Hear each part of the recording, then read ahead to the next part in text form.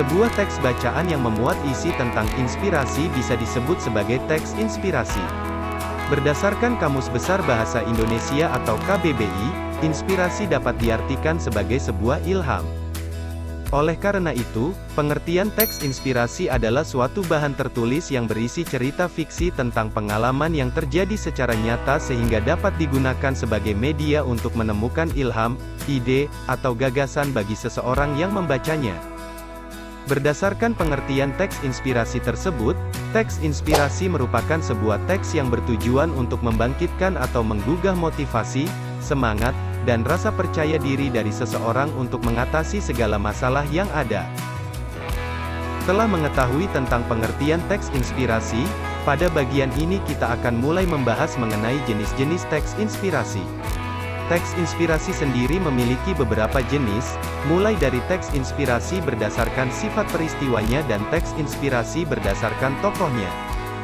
Nah, berikut ini adalah penjelasan tentang jenis teks inspirasi yang perlu diperhatikan, diantaranya yaitu: pengertian teks inspirasi jenis fiksi bisa dipahami sebagai teks yang menceritakan tentang kisah fiksi atau khayalan yang memiliki nilai inspirasi di dalamnya.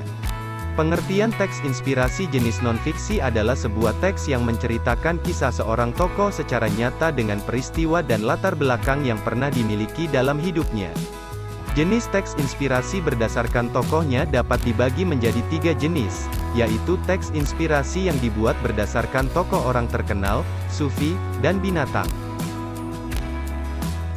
Sama seperti yang lainnya, teks inspirasi disusun berdasarkan strukturnya.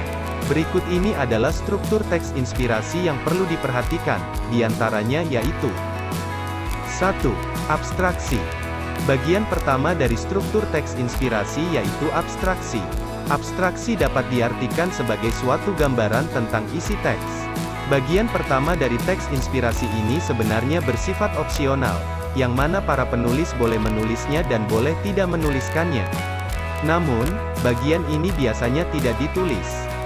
2. Orientasi. Bagian kedua dari struktur teks inspirasi adalah orientasi. Orientasi sendiri memuat tentang pengenalan tokoh dan latar, mulai dari latar waktu, tempat, hingga suasana. Bagian pengenalan tokoh umumnya terletak pada paragraf pertama. Sementara itu, untuk bagian latar biasanya terdapat pada paragraf pertama dan kedua. 3. Komplikasi. Bagian ketiga dari struktur teks inspirasi adalah komplikasi. Sesuai namanya, komplikasi dapat dipahami sebagai tahap pemunculan masalah dalam sebuah cerita. Sebuah teks inspirasi terdapat komplikasi yang berkaitan dengan berbagai hal problematik yang dialami dan dilalui oleh tokoh. Beberapa masalah yang sering ditampilkan dalam teks inspirasi yaitu seperti kemiskinan, pengangguran, dan lain sebagainya. 4. Resolusi. Bagian keempat dari struktur teks inspirasi adalah resolusi.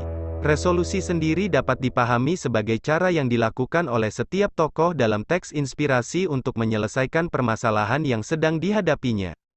Oleh karena itu, resolusi bisa disebut juga sebagai tahap penyelesaian masalah atau konflik dalam sebuah cerita. 5. Koda. Bagian kelima atau terakhir dari struktur teks inspirasi yaitu koda. Koda sendiri adalah tahap akhir dalam teks inspirasi yang mengandung kesimpulan dari keseluruhan peristiwa. Setiap konflik yang tersaji dalam sebuah cerita umumnya ditulis untuk ditelaah makna di baliknya. Oleh karena itu, pada bagian ini pembaca bisa mencoba untuk mengambil nilai-nilai atau pesan moral untuk diteladani dan diaplikasikan dalam hidupnya.